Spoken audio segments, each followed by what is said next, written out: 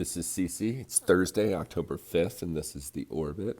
Let's dive right into a couple of charts. Yesterday, we saw stocks find their footing a little bit, bounce a little bit higher, and that was on the heels of a couple of reversals in some of the elements that were contributing to the sell off. The first is that bonds changed direction slightly. They stopped going in one direction, which was down, with yields spiking higher. We took a look at TLT yesterday.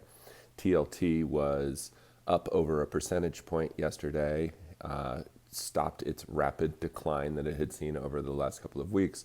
Whether that continues, nobody knows. Today, it is basically unchanged pre-market. It's slightly in the red, but no signal yet as to what's happening. Next, we've got oil. So oil has had a massive downward move the past week and continued yesterday. And there's debate out there whether that was the end of the run in oil. And obviously, with recession fears globally, this is something to keep an eye on because it affects everything. It affects the broader market, it affects particular sectors of the market. So traders are going to want to keep their eye on oil, and you can see that move in USO that we saw the last week, particularly yesterday.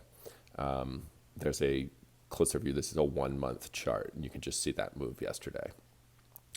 Next, we've got the IWM, the Russell 2000 of the ETFs and of the major indices, has taken it on the chin the hardest the past couple of weeks.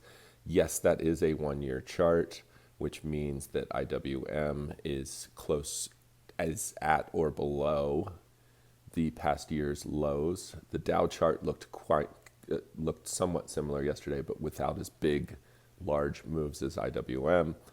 And this is something to keep an eye on if this rotation out of small cap continues. The strength yesterday that led the market was, people piling back into some of the mega cap tech stocks. And that's what led the QQQ higher. So that's something to keep an eye on. Let's look at what they are pricing for today, the options market. So here's a look at SPY and the 0 DTE levels, the expected move levels. And we've got about 422 on the downside and a little bit above 427 on the upside. Now, let's call it 427 and a half. So think about like a mental range of 422 to 428. These lows in SPY the last couple of days have been around 420 and a half.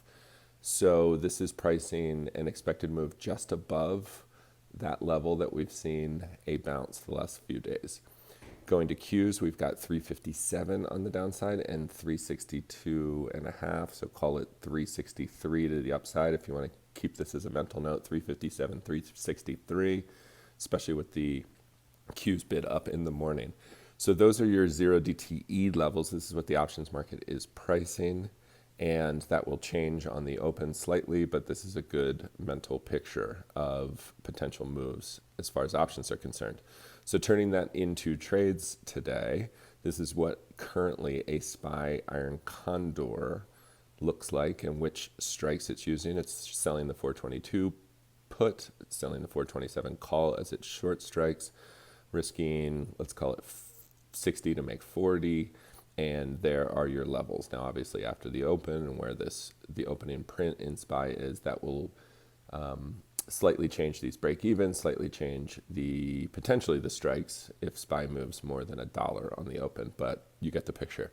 Then Qs, what we've got here is the 357 put strike and the 362 call strike.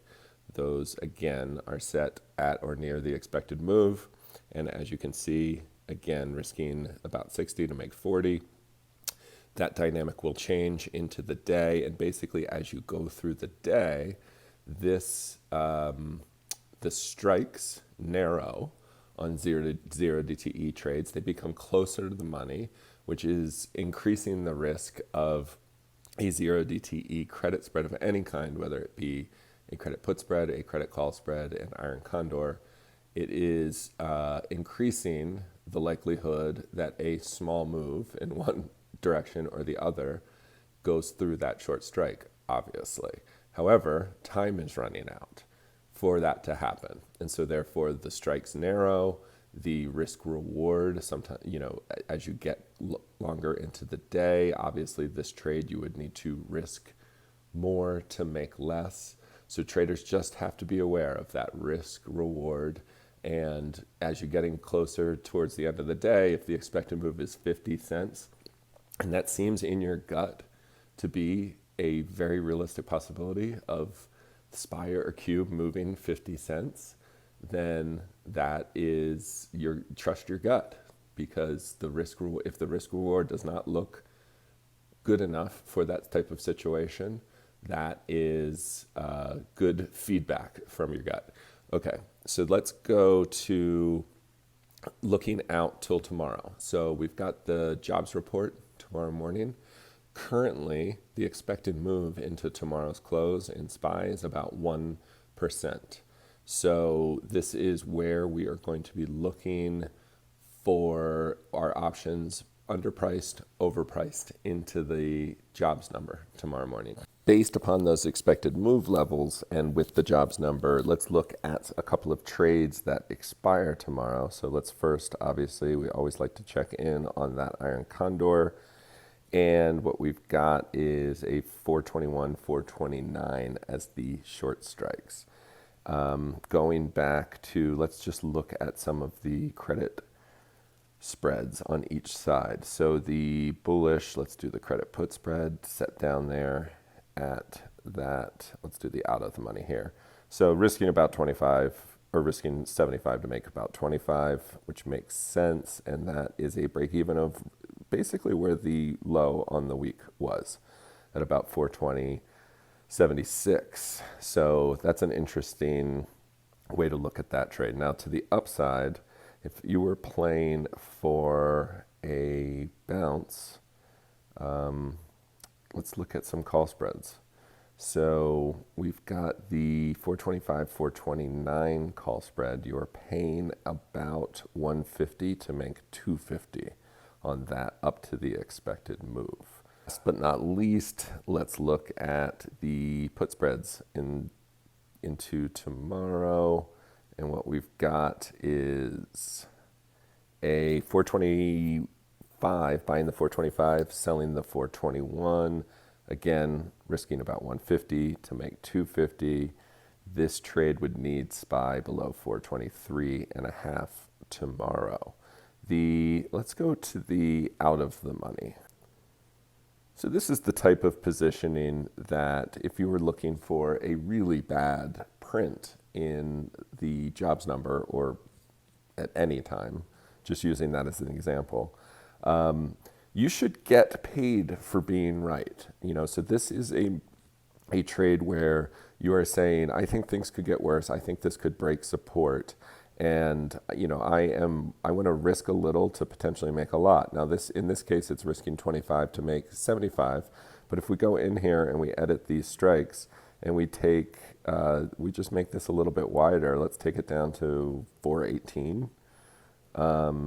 Set that strike and keep that expiry the same.